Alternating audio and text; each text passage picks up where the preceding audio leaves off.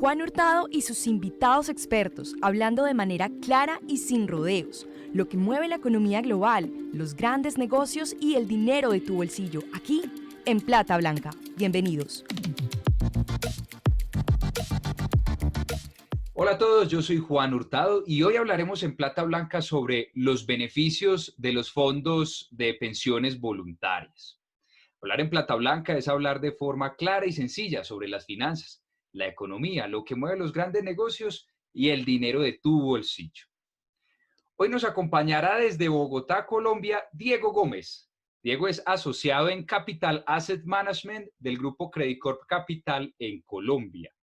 Diego es ingeniero industrial de la Universidad de los Andes y justo hoy Diego se está graduando de su maestría en tributación. A Diego, pues, una gran felicitación y muchas gracias por estar en este día tan importante para Diego, acompañándonos hoy en Plata Blanca. A Diego lo pueden seguir en LinkedIn como Diego Mauricio Gómez Díaz y a nosotros también en LinkedIn como @platablanca y en Twitter como @platablanca.com. Iniciamos. Diego, bienvenido y muchas gracias por hablar en Plata Blanca. Saludos hasta Bogotá. Lo primero que te quería comentar es que este episodio es patrocinado por Tiva, la app que te ayuda a alcanzar tus metas a través de inversiones inteligentes. Y lo segundo que te quería contar es que, invitarte a que escuches el podcast Educativa, una guía práctica de educación financiera disponible en todas las plataformas de streaming.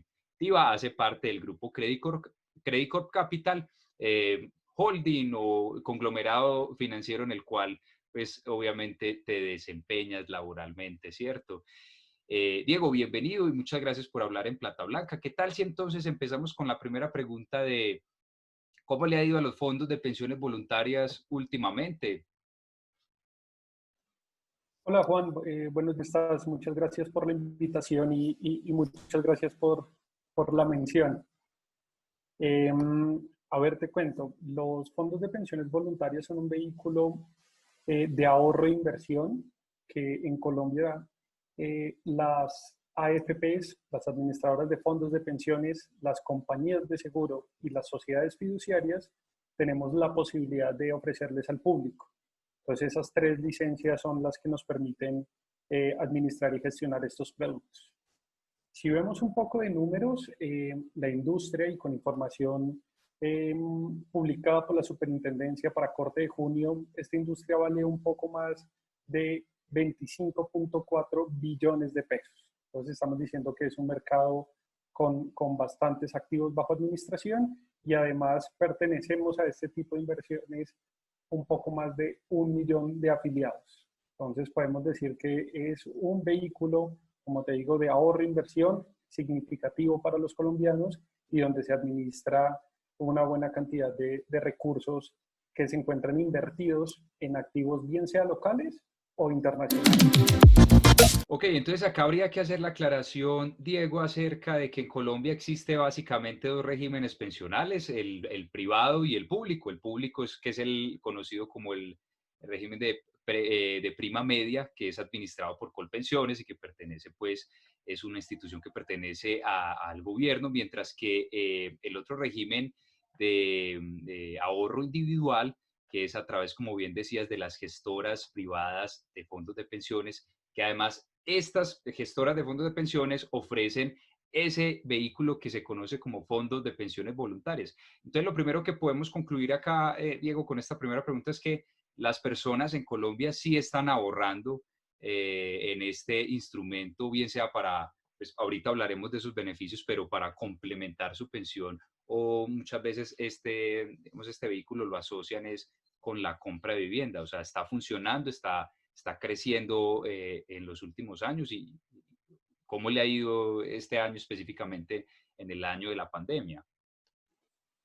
Mira, este es un vehículo que durante los últimos 4 o 5 años ha venido creciendo en promedio un 15%. Entonces, frente a tu pregunta que si los colombianos usan el vehículo, la respuesta sería sí.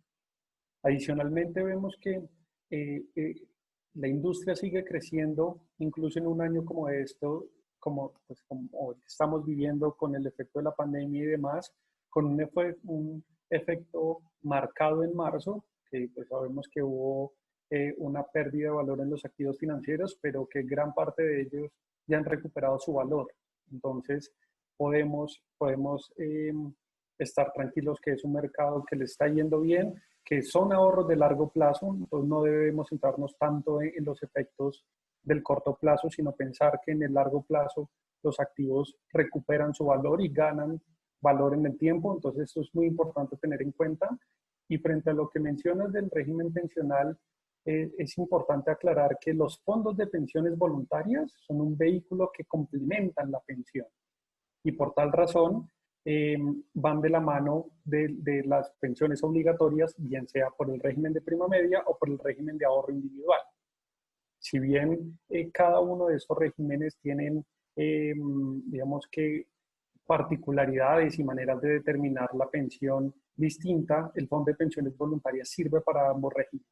Sirve, como lo decías, para obtener unos beneficios tributarios, pero lo más interesante es que le permite ahorrar al colombiano sin importar en qué régimen está, para en el momento en el que comience a disponer de estos recursos pueda o cerrar su brecha pensional o pueda incluso adquirir vivienda, que es uno de los usos más frecuentes de este vehículo.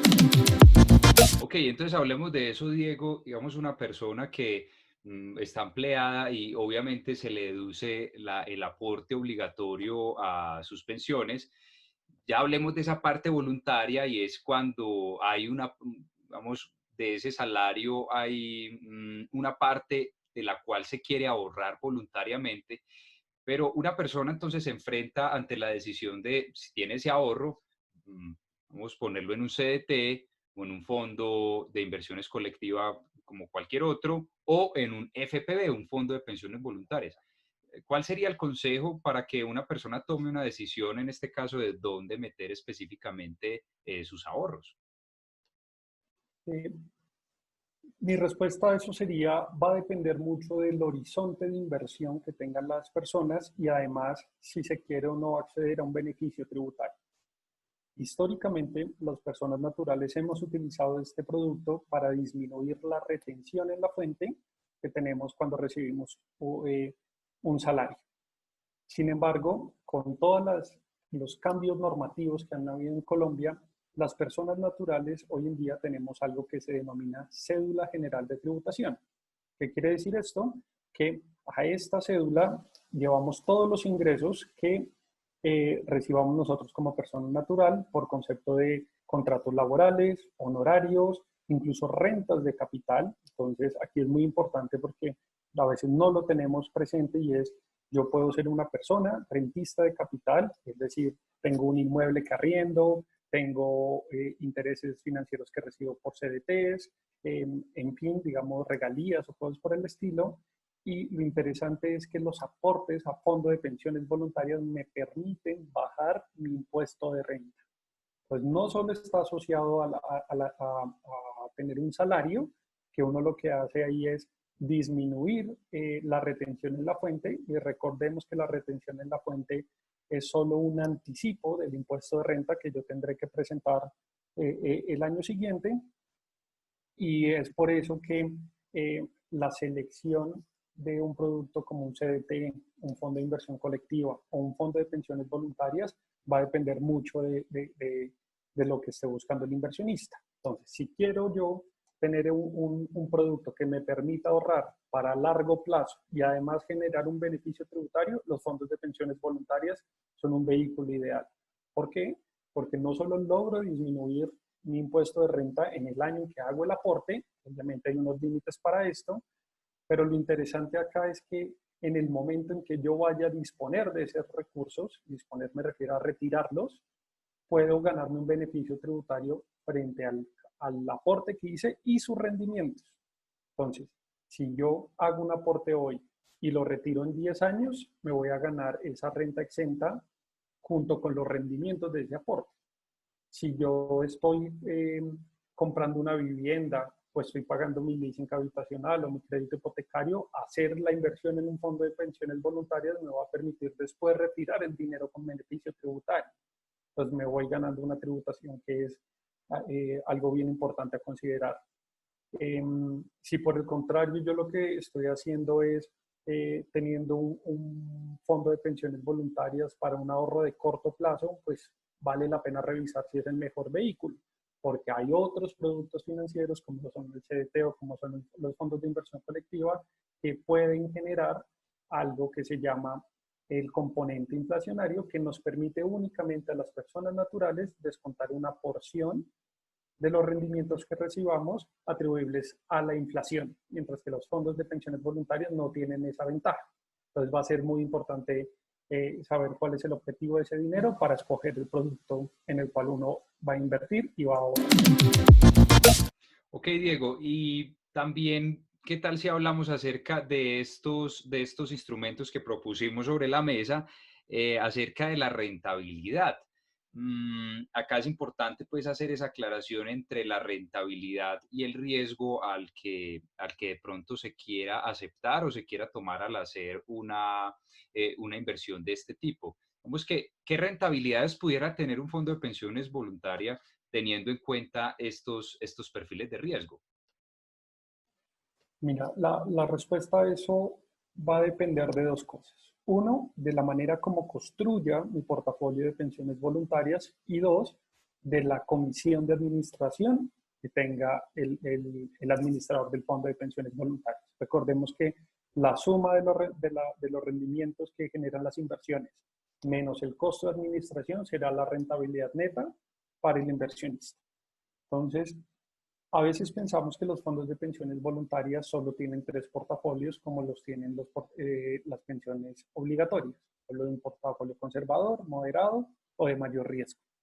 Sin embargo, si bien encontramos que esos son portafolios que pesan de manera importante en la industria de fondos de pensiones voluntarias, también existen otros portafolios de inversión que permiten complementar la oferta. ¿Qué quiero decir con esto? Digamos, en el mercado existen portafolios que me permiten invertir en acciones internacionales. Tengo portafolios que me permiten invertir en temas de ESG, de todo el tema de responsabilidad social, ambiental.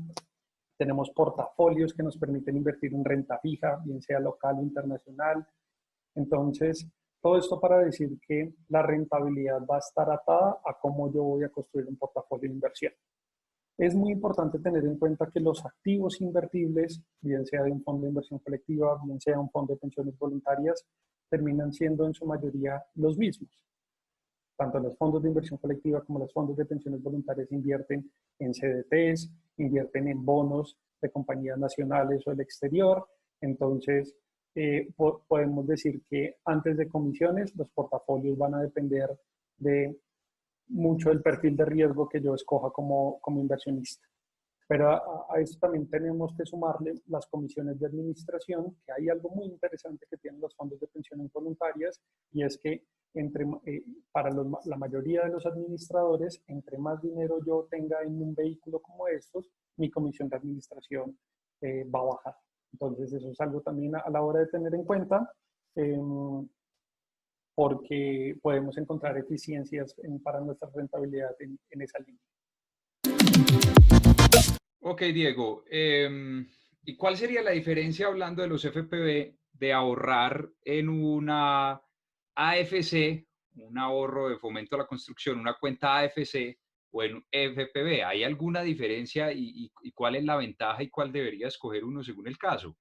Mi respuesta iría en dos vías. La primera es, recordemos que existen algunos requisitos que debo cumplir yo como inversionista para poder ganar esos rendimientos como exentos. Nuevamente, rendimientos exentos es cuando yo cumplo alguna de las condiciones de ley, puedo dejar en firme el beneficio que tomé al hacer un aporte a fondo de pensiones voluntarias o a cuentas AFCs, más los rendimientos que genero. Entonces, si con ambos logro el mismo efecto, hay que tener en cuenta diferencias significativas. Una, los fondos de pensiones voluntarias tienen más portafolios de inversión que lo que es una cuenta AFC. Una cuenta AFC, en términos de inversiones, la puedo comparar con una cuenta de ahorros. Mientras que en un fondo de pensiones voluntarias, no importa el administrador que sea, vamos a poder encontrar portafolios conservadores, moderados, de mayor riesgo, de acciones locales o internacionales, de renta fija local o internacional, incluso de activos alternativos, porque esto es una fuente para los inversionistas, personas naturales, de acceder a unas inversiones como son los activos alternativos, que uno normalmente los debe tener por un periodo largo de tiempo para que las tesis de inversión se materialicen, y eso es otro atractivo de los fondos de pensiones voluntarias, que nos permiten acceder a ese tipo de activos, cosa que no lograríamos en una cuenta de ahorro para el fomento de la construcción.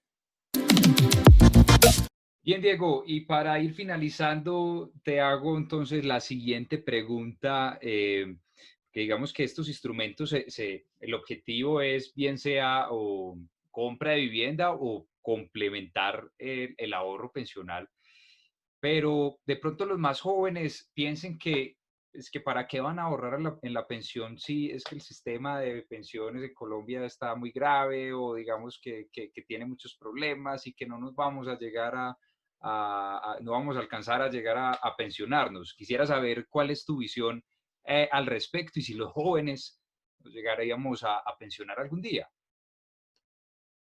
Mira, yo creo que eh, lo primero que hay que tener en cuenta es que en Colombia tenemos dos regímenes y cada uno de ellos tiene normas distintas para acceder a una pensión. Si vamos a estar por el régimen de prima media, con las condiciones que hay hoy en día, tanto las mujeres como los hombres deberíamos cumplir un mínimo de semanas, hoy en día 1.300, y además la edad, 57 años para las mujeres, 62 años para los hombres. Si nosotros no cumplimos esos dos requisitos, como mínimo, no podemos acceder a una pensión. Entonces, a la hora de escoger el régimen de prima media, hay que ser claros con esa selección de ese fondo para poder cumplir esos requisitos. Pero si nos vamos al régimen de ahorro individual, que son los fondos privados de pensiones, aquí hay muchas cosas que hay que tener en cuenta. El régimen de ahorro individual no nos obliga a cumplir la edad y las semanas. El régimen de ahorro individual lo que es una cuenta que está conformada por mis aportes, los aportes que haga mi empleador y los rendimientos que generen estos aportes, de tal forma que en algún momento de la vida, si mi ahorro pensional da para yo recibir al menos un salario mínimo, podré acceder a la pensión. Entonces, respondiendo a tu pregunta, yo creo que es muy importante cotizar, bien sea régimen de prima media, bien sea el régimen de ahorro individual, porque esto nos va a garantizar un ingreso en el futuro. Si no sabemos qué tan estable van a ser nuestras cotizaciones, si efectivamente voy a poder llegar a las 1.300 semanas, porque me voy a tomar un tiempo para estudiar, o porque quiero hacer un alto en el camino y quiero dedicarme a otras cosas, o porque simplemente comencé mi vida laboral tarde, de pronto vale la pena ver los fondos privados, que nuevamente hay que dar esa claridad que los fondos privados lo único que requieren es que la persona tenga el ahorro para acceder a esa pensión. Si por el otro lado, digamos, soy un poco más disciplinado y efectivamente voy a llegar a la edad y voy a llegar a las semanas, va a ser importante considerar el régimen de prima media, pero sin duda hay que hacer esas cotizaciones a pensiones obligatorias. Y adicionalmente, cuando vemos las pensiones voluntarias, pues aquí, como lo hemos conversado, son ajenas al régimen de pensiones que yo tenga en el mundo obligatorio. No importa si tengo régimen de prima media o tengo régimen de ahorro individual, yo como persona natural puedo acceder a los fondos de pensiones voluntarias y constituir mi ahorro aquí. Entonces, ¿por qué es importante para las personas jóvenes que conozcan este producto y además que lo usen? Primero, las eficiencias tributarias que traen estos productos, y segundo, pues pensar en ese ahorro de largo plazo. Qué mejor incentivo que pensar que en 10 años o cuando me pensione o cuando efectivamente ese dinero se vaya a convertir en una vivienda, yo me pueda haber ganado ese beneficio tributario de hacer el aporte y además todos los rendimientos que ha generado esta inversión hasta el momento de disponer de esos recursos. Entonces, sin duda es un vehículo bien interesante. Diego Gómez, muchas gracias por hablar las finanzas y la economía de manera clara y sencilla. Muchas gracias por hablar en Plata Blanca. Juan, a ti por la invitación, un gusto. A ustedes los dejamos con el siguiente minuto de la lección educativa, una guía práctica de educación financiera. Los FPV o fondos de pensiones voluntarias es un mecanismo de ahorro e inversión que no solo te sirve para complementar tu pensión, como su nombre lo indica, sino también para compra de vivienda. Lo atractivo de este mecanismo es que además de permitirte ahorrar y obtener rentabilidades como en cualquier otro fondo de inversión, también te permite obtener beneficios tributarios. Los FPV te permiten acceder a un ahorro del pago de impuestos de dos maneras. La primera es con una disminución en la tasa de la retención en la fuente que se hace sobre tu nómina cuando realizas aportes al FPV.